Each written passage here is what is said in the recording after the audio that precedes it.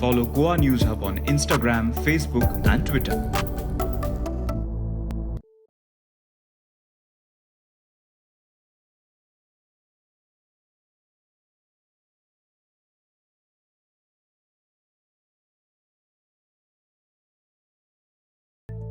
This is a question for everybody on the panel. Basically, the biggest challenge for our generation, whether we are at work or education or whatever field that we are in, has been COVID.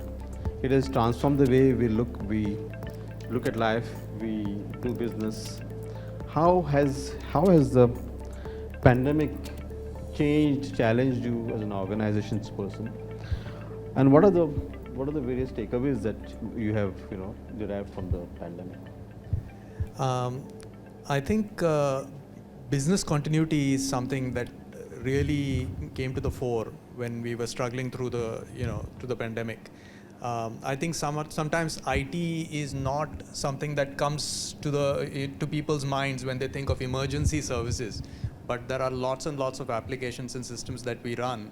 If those systems and servers go down, the world comes to a stop. But I mean, in some ways, as much attention as nurses and doctors get, I don't mean to take anything away from them, but at the same time, there are server admins working, struggling to make sure that everything is up and running as well. So I think business continuity was something that really popped up to the fore, and we do managed applications, so we make sure that everything is running for clients, and that commitment. I remember struggling with remote crew, and it's not even that it was comfortably moved into remote working. It was quite sudden. So internet issues and so on and sundry. I think the biggest change that came up because of that experience is in terms of how we structure our disaster management and risk management within the company. Almost everything now within the company is managed by a multitude of people, So I think that we wanted to eliminate bottlenecks. There is some the number of employees who were unavailable because of illness was unprecedented. Like, we had never imagined that 4 people who are tasked with managing something, just all 4 of them are not available. It was something you had never thought of. You can't even blame a risk management person for not thinking about it. It's a black swan event. But it happened, and I think we have moved to depending more on systems rather than just depending on people. Prashant, this must have been a watershed moment for your startups, basically your incubators who are young and who didn't know how the money suddenly dried up. What happened? I mean, how did you guys tackle this? How was it for your incubators at your startups? So I come with the perspective of working with startups. So most of my understanding was around how the startups are struggling. It was really a big struggle, but for an incubator, it was not a struggle. Initially, when we were asked to close down the space, like the norms and the regulations were there, just like everybody else, we also didn't know how to go about it. And we had no answers to the questions which startups were asking us. Neither were the funds available, the money available. So I thought many of the startups thought that incubators are no good, because this was the time when we needed the help, and the help was not coming through. But soon after, maybe 6 months down the line, after a period of time, we found that startups started coming down from across the country to Goa. And Goa became a place it became one of the startup hubs in some way. So as an incubator, we could start supporting the startups. And also the government came out with a lot of initiatives, particularly the government of India, particularly around funding. And there were a lot of funds repurposed for solutions around COVID and related things. So we could find ways to help the startups to realize that. And another great thing what happened during that time was government was really looking for solutions from startups. So they kept asking if there are solutions which could help in some way or the other. And we could look at some of the startups and connect to the various stakeholders, governments, and other people. So these were some of the ways we could help. Kapil, there's a kind of a perception that the IT industry did not really suffer the pandemic because they were the guys who could work from home, you know, and basically not really be out there to do their work. What's your take on this? I mean, how would you? Yeah. So I can talk like personally about how it impacted us. So we have a certain part of our organization which has to be on the ground. They have to be with the customers, and we were grounded. Like the first thing what we had to do is pull everybody back out. People from Gujarat coming back to Goa. People from Maharashtra coming back to Goa. So once we brought them back to Goa, what next? How do we go and support our customers now out there? So that was difficult. So what we ended up doing is we had to start hiring people, you know, where the business was, where the customers was, and that's something we changed. Another thing, what I think COVID or what taught us was the word uncertainty, right? I mean, we like what Amit just mentioned, like everything overnight changed, lockdowns, multi-lockdowns. We don't know when things will open up. People go in for isolation for long periods of time and stuff like that. So everything was in flux. Like, things had to change, re-strategize, and you know, we also had to look at different kind of verticals. Like there were some verticals which were doing well. IT industry, a lot of IT for tourism, for hospitality suffered. They absolutely had no revenue. So it's like I mean a balance there, which is, I mean, it's like some parts did really well. Like the fintech was exploding. I mean, anybody on fintech was kind of raining, I would say, you know, and the other guys were like inside, could do nothing. So mixed bag, but yeah, overall we fared well because we could work from home. So yeah. Dr. Mariappan, education is one sector which really totally metamorphosed into something else in the lockdown, in the pandemic.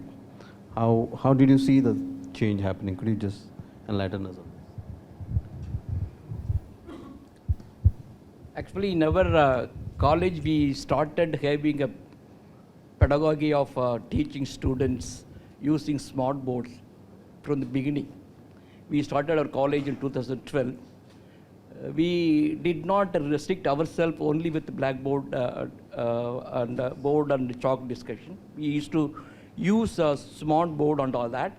Plus, since we had Google Space bot, easily we could convert our discussion into Google Classroom, where we can put all the materials and we can assess the students' performance in the form of weekly test and monthly test and all that.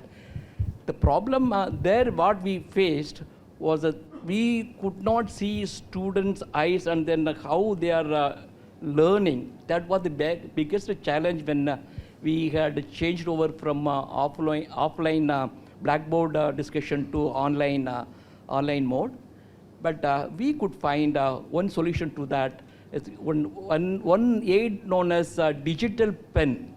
Using digital pen, we can bring back the blackboard on the screen. That we could somehow do it at the earliest. 21st March 2021 was the lockdown started. Within 2020. And within a week or two, we could transform all those things in terms of this particular digital pen mode. And all analytical issues we could so beautifully we could do as if students will be seeing the screen as a blackboard.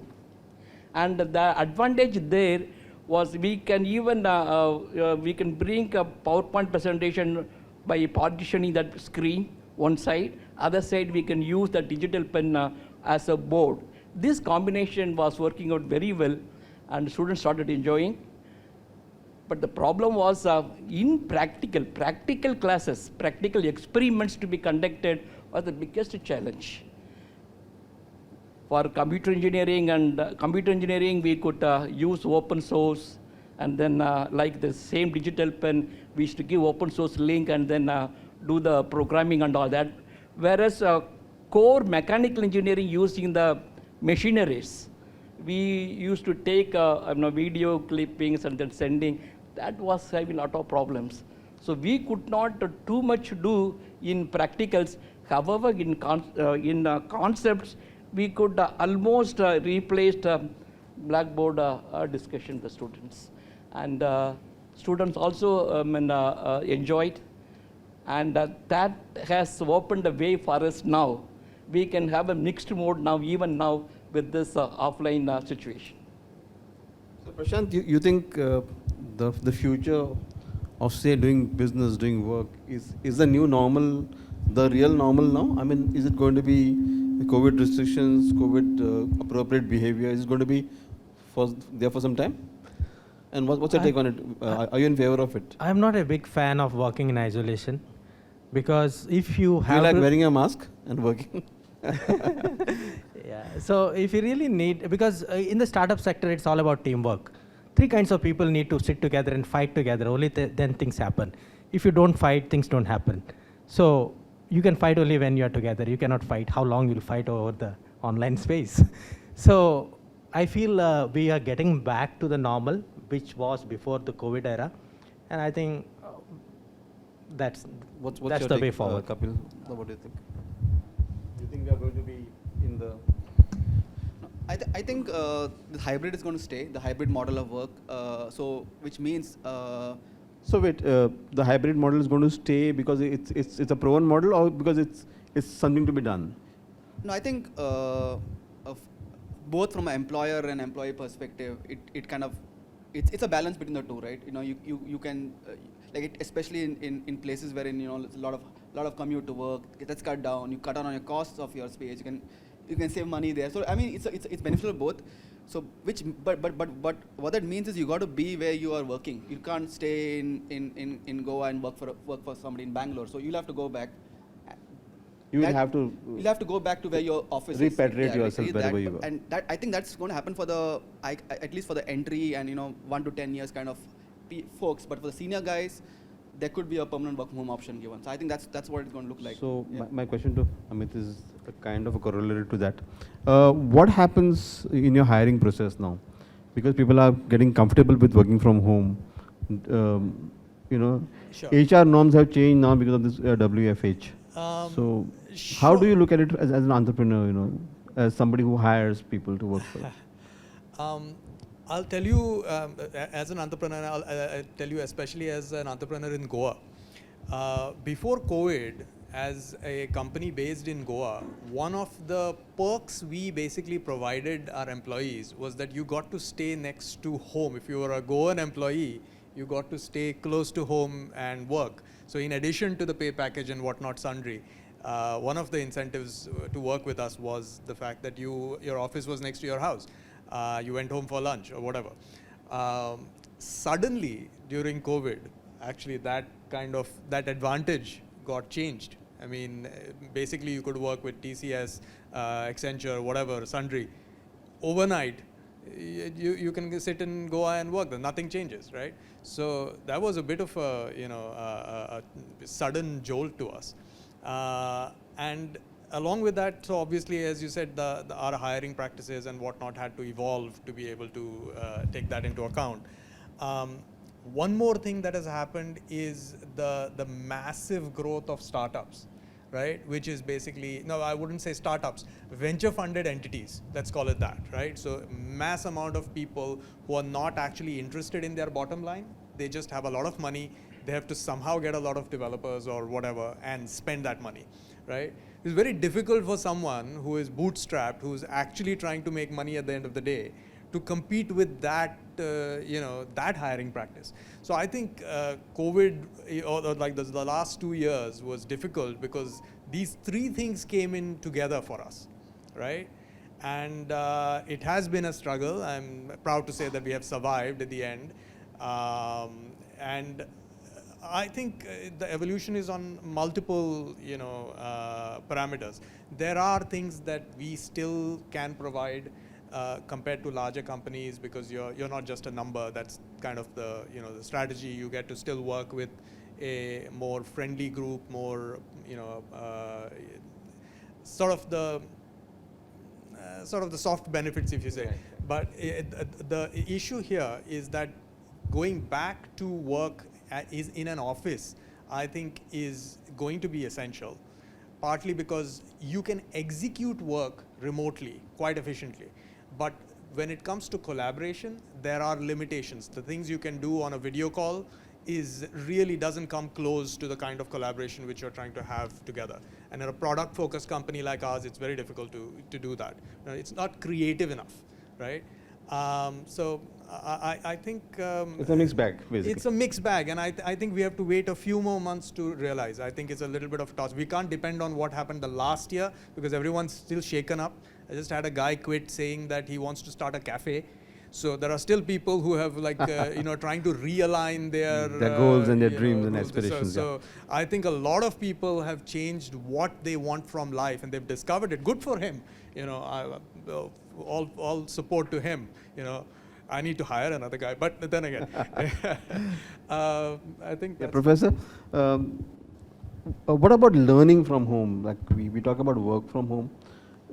Students are comfortable rigging the system, learning from home, or rather learning from home? How would you say that? Actually, learning of engineering from home is a big problem. Yeah, it is. Unless otherwise you interact with the students, then the conceptual things will not, we won't be able to import concepts. That problem, we could do properly in online mode, as I said, using digital pen. But now we are back on offline mode. And from work from home, only one advantage is students could contact us almost 24 hours. Okay. That availability was there, whereas in offline mode we don't interact even after 5 o'clock and all that. That was there, and some students got benefited, and by repeatedly seeing our materials and video clippings, and we have even opened up a WhatsApp group for each and every subject, and which was made available to the student 24/7. There are some students got benefited. And work from home, if the students are serious, and it's also okay.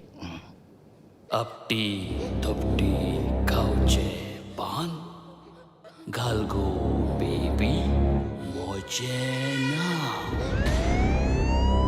आज Ireland police स्टेशनांतल्यान 3 कैदी फरार जाले. हांगा media म्हाका दिता आनी तुमी कितें करता? डिपार्टमेंटचे पुलीस जेमो काडटा काय कितें? तुमको दांडिया पुलिस रे, तुमको आर्म ना, पिस्तौल ना, गन ना, तिना भी तो काही ना. रस्पेदान उलोय, तुझ्या बापायचें घर न्हू हें. सगळे आवय बाबा दिसता आपल्या भुरगे सांत म्हूण हाडल्यान सगळे लोपडे आसताय.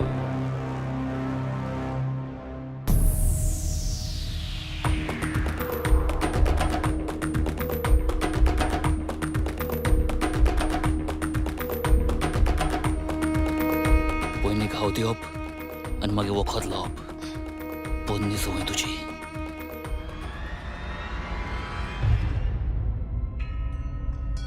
उगडास दवर. हांगा 4 लोकांचे लायफ तुमच्या हातान आसा.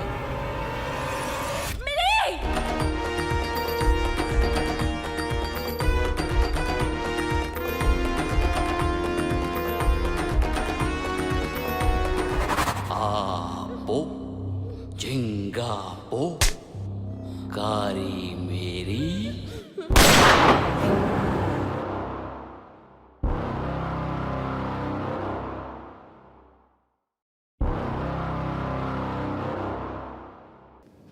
Prashant, Goa has seen an unprecedented number of digital nomads, as they are called, or startups who came from out of Goa, set up base in Goa, for the sheer quality of life that Goa offers them. Are they going back, or are they staying put in Goa? What's your feedback on that? What have you heard? The numbers were unprecedented, definitely, and also people in the corporates, people who were basically digital, who are working out from offices, they were given the option to work out from here. In fact, most of the incubation managers from across the country, I know close to 100, they were almost, everybody was here in Goa. But I guess most of them are going back. But a few of them are setting up offices in Goa. That's also a good sign to see. But it's not a permanent thing. That was a phase. Also, secondly, I wanted to know is that a lot of people, many of whom have lost their jobs, etc., are finding some kind of a solace in the idea of doing startups. You know, that's like self-employment with a little bit of cool tag to it. So how do you look at that aspect growing, or impacting the market as such? Whether it's going to make an impact, whether it's going to be successful for many people, because fundamentals remain the same, but aspirations are changing and people want to get into the startup ecosystem, largely because there are limited options before them. I would say that we need to look at the history of startup to understand that better. The failure rate is 90%. Only 10% of the startups will succeed. But the game here is you need one success. You may fail 5 times, but you need to fail. So it's a good thing if somebody starts for the sake of fashion or whatever may be the reason, and quickly he learns the trade, and then he goes on to become a successful one. So for me, whatever may be the reason, starting is more important, and that's something like a trophy for us. Super. Kapil, what is the kind of roadmap and what is the kind of focus areas, focus sectors that the IT industry is booming in Goa? I mean, what are the focus areas of the IT industry that you perceive is happening in Goa right now?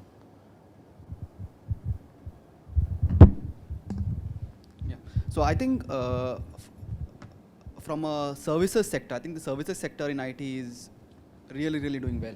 Okay, and I think the supply demand, the graph is wide apart. I mean, there's a lot of demand, there's no supply, and I mean shortage of supply. I don't mean no supply, but it's difficult to find talent, and so I think if companies in Goa, we have to find new ways to kind of get talent, retain talent. It's a challenge, okay? And that's one part. For a product company perspective, what I think is it's things like it's getting more. I think I was having a chat with Amit. Your investments or your funding becomes more essential. I think because it's cost of running a product company is much higher now than what it was before, because that's how the market is, and it's Amit, what do you think about this? Stay that way for some time. Yeah. What according to you are the focus areas that Goa is looking at, or are the focus area that gets thrust on Goa? I don't think I'm at a vantage point to really be able to talk about, say, maybe Prashant or someone from GTA might have more of this thing. But I think, let me tell you what I think Goa should have.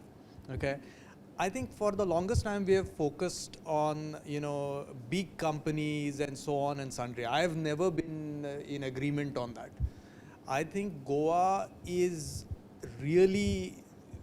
can be the future of how society should exist, with smaller companies, more distributed.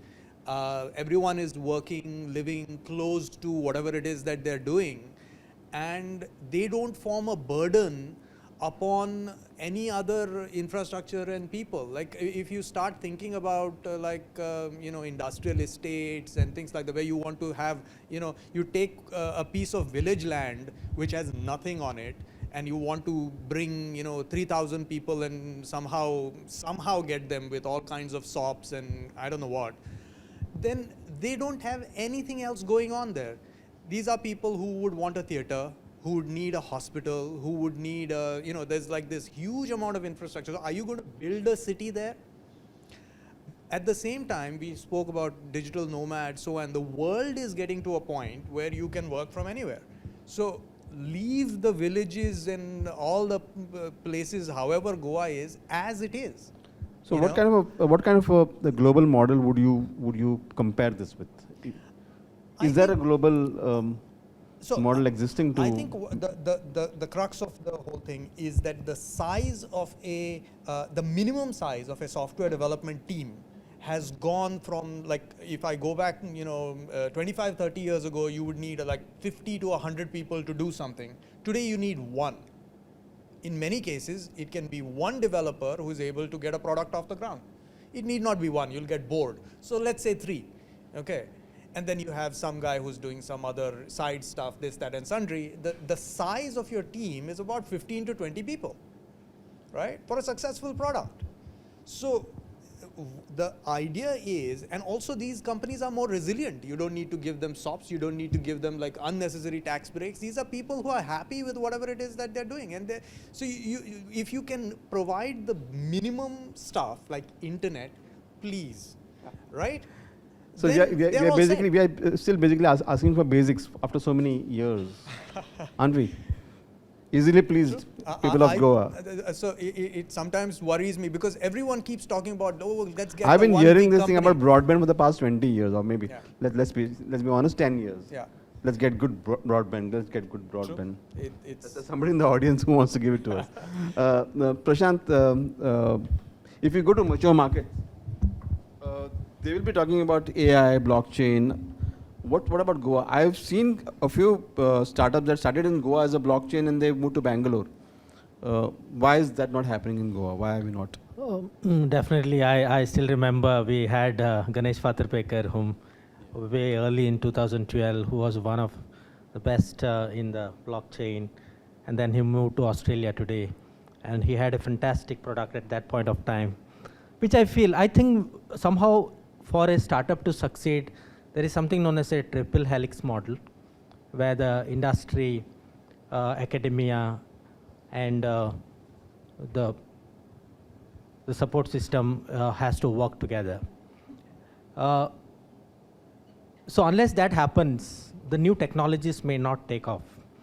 Mature markets, they are able to absorb new technologies much faster.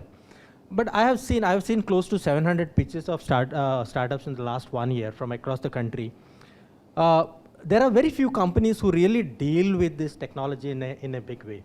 Most of them are talking about AI just to get that kind of traction for their pitches and so on. But there are a few companies. In fact, we have a very local company called Spark Plus, which is led by a Goan, Sudesh Sangelkar. I'm naming these people. I'm naming these people because I want to express that there are really good talent right here within us, and we support them. We can make that mark. And he has close to 15 to 18 products related to blockchain technology. And even if we pick a few of them, it can make a national impact and hopefully global impact. So this is the opportunity which is in front of us. And I think it's just that mature markets are able to absorb it and utilize it and highlight it in a much bigger way. We need to nourish and cherish and bring these people up. Professor, my question to you is this is a very no holds barred question as such. Is Goa's IT education at par with the global standards? Are we pursuing global benchmarks? If we see off late, and we are going towards that, 2019-20, we had just changed our curriculum in line with AICT's model curriculum, where we introduce open electives at third-year level itself. The open elective concept was not there in engineering, at least in the engineering colleges in every state. This open elective concept was not there, which was there only in premium institutes like NITs and IITs. Now, we are having the first batch, which is undergoing now in engineering, on all the engineering colleges in Goa. They are having open electives in artificial intelligence, blockchain, IoT, and these are all we are offering, including big data analytics and all that. So things are taking place. And we are going to have 2 months internship now in this particular scheme. And when students are entering into 7th semester, they will be asked to go for 2 months internship with the industries, which was not there, which normally we used to do for only 2 weeks. Now that is increased to 2 months. And we are having students to interact with the industries after 3 o'clock. So all the schedules are classroom discussions and the practicals will be over by 3 o'clock. 3 to 5 students are free for this kind of extra shots. I think we are in a way marching, and plus we are going to introduce minor, along with the major degree, we are going to offer minor degrees in big data analytics, IoT, plus honors also we are going to offer. They are in line with abroad universities. I think things have started. Heartening to now. know that, so yeah, it's quite heartening.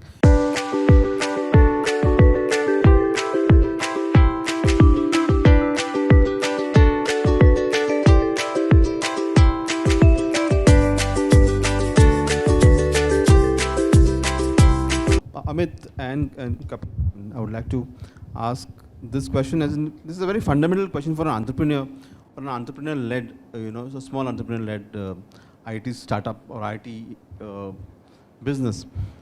With a lot of funding coming into the business, how is it that a small boutique startup or a boutique IT company going to retain talent? Because obviously somebody is going to outbid you to get the talent. What's your idea about that? It's a secret. I don't want to. Kapil is waiting to hear this from me, so he can. Jokes apart, I think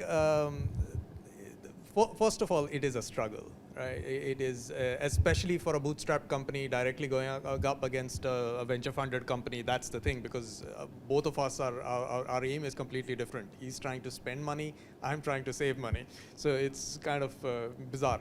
But I think you have to end up finding one. Obviously, I think even just in terms of salaries, our salaries actually have gone up significantly, over the past couple of years. But other than that, if you start focusing a little more on, there are other things that people want, employees want from their career, right? Being a little more attentive to what are their actual requirements. Some people are interested in particular technologies. So we often find people who are particular fits to where we are. Being a startup, you are more nimble. You have the ability to, kind of pivot your way, and also because you're not funded, we have the ability to take all decisions. I mean, we are king of the land, right? So I'm not answerable to anyone. So with that, we can arrange their work to suit them, whether it's timing, whether it's, where they can work from, whether it is a particular technology that interests them. So I think what happens is it becomes, because we are smaller also, we can't do this at scale. This can only happen, under 50 or under 70 employees. I think that's the thing, where you can really curate the employee experience as well, right? And so that they get more out of it. They know that if they stay with this, even if they get a better offer on Sundry, they can actually get more from it because they are learning more, they are growing more, and things like that. Kapil? Yeah, I think two things here I would like to mention in addition to what Amit just said. So one thing is culture. So it depends on what's the culture in your company. That matters a lot, at least to a lot of people, right? Money is, again, something we cannot compete with the ventures, capital funded companies. So keep that aside. So one thing is you work on a culture, you make it a good place to work. And second thing is, I would say, get people from college and train them. I mean, that's worked for us really well. So would you be comfortable with the idea that your company is going to be like a finishing school for somebody else to employ from? Yeah, I think sometimes we don't have a choice, right? That's the best thing to do, because you get them fresh. They have the high energy levels, and if they are rightly motivated, I mean, why not? They can actually do wonders. And we have people with us started from college with us 4 years, 5 years, and doing great. I mean, so that's good to know. You got to get lucky. Sometimes you got to really get lucky, and sometimes true. It's like how it goes. Yeah, but that's how it is. So Prashant, what is the trend of funding that's happening in the Goa's IT space? I'm not talking only about startup, but generally in the what is the investment guy looking for in Goa? I'll give you an example of one investor from Goa itself. He invested in 24 companies, close to 14 crores. So there is a story from Goa. On the other side, there are a lot of funds which are coming down from the government for very early stage startups. It's a game. So let me softly tell you that for an early stage startup, it's a story you have to tell. And that story should be strong enough and convincing enough so that you are able to raise some funds. So in brief, it looks good, it looks rosy, but you should know how to tap it. Professor, I would like to close this discussion, panel discussion with you, asking you, what is the kind of spark that you see in your students? Are they moving towards entrepreneurship, or are they moving towards working for entrepreneurs? In engineering, mainly for working, people always think of working only, but of late, in our college, I can give the statistics. 2016 was the first batch passed out. 2016 to 2019, only 6 students have entered into startups out of 14. 2020 to 2022, there are 8 students who have entered into startups. That says a lot. I feel there is a rise in students opting startups. Great. I would like to open the floor for the audience to raise questions of our panel over here. There are 2 parallel things of applying to services. Something like SPC we have. Can't we just do it with the DPIIT and do the schemes available through that only? Why do we need separate SPCC registration? This, that. We'll take this. Please go ahead. I think we need to have a clear understanding about what are the rules and why they are made. Most of the rules are made for a specific purpose, and if you look back at it, there's a proper thought process behind it. So ultimately, it doesn't matter from where it is coming. The ultimate aim is it should come into your bank account. So you need to sit down with people and understand those who have already got the funding, how they got it, and they will tell you the way they got it. And I think that answers this question specifically. 2 more questions from the audience. And okay, I can ask this to Dr. Mariappan sir. Do you think a new NEP will really change the industry? Do you think it will really get along a positive change? I think it will, because I mean, you could elaborate on this. Yeah, the National Education Policy 2020 basically says that don't be in one narrow area, try to diversify. In the case of, say, suppose you are giving the program in engineering program, don't only expand only in engineering field. Try to bring interdisciplinary programs and then even core science programs also along with this engineering program. This will make engineering education more complete, and therefore normally engineers will be weak in finance normally when engineers are coming out with the graduation of any graduation, maybe be mechanical engineering or civil engineering, they are quite weak in finances. So if that kind of opportunity is given, we can generate complete engineers.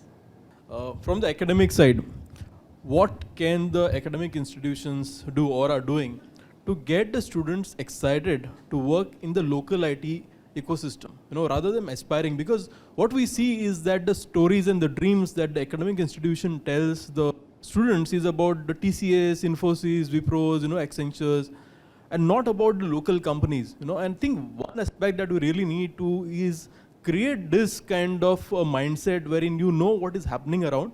Good stories, I think a couple of them are sitting there, and I think there are many more around here, which will make the difference, wherein you start knowing what's happening. So how can the academic institution work closely with associations like us or other like-minded associations, companies, to start making this change wherein the awareness, right, is there and the collaboration is there, which results in employment locally and they prosper, right? So I think anything that we can hear from you, sir. Yeah, I think out of 573 IT companies, if I just checked up in Goa, 573 it gives in internet. But I think GTA, registered IT companies would be 70 to 80. I do not know. Maybe in the order of 80. And now we are having a lot of spare time for the students to know these local industries in Goa.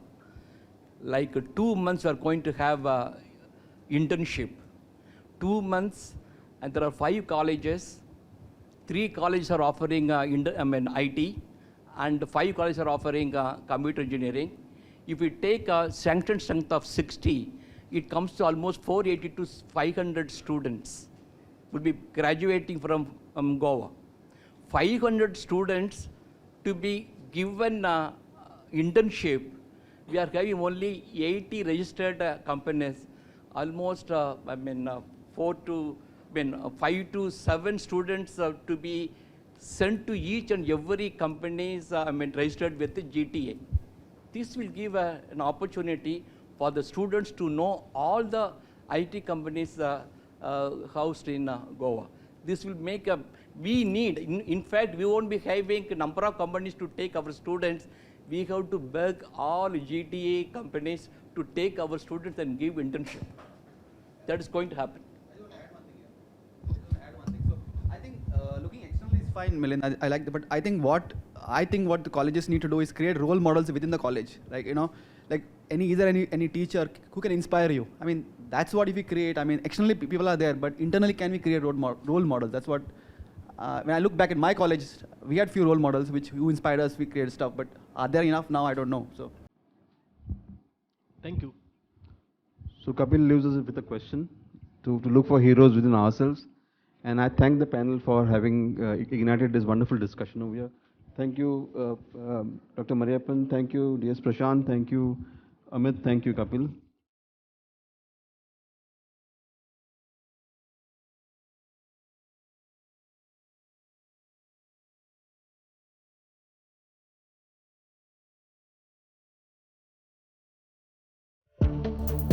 Follow Goa News Hub on Instagram, Facebook, and Twitter.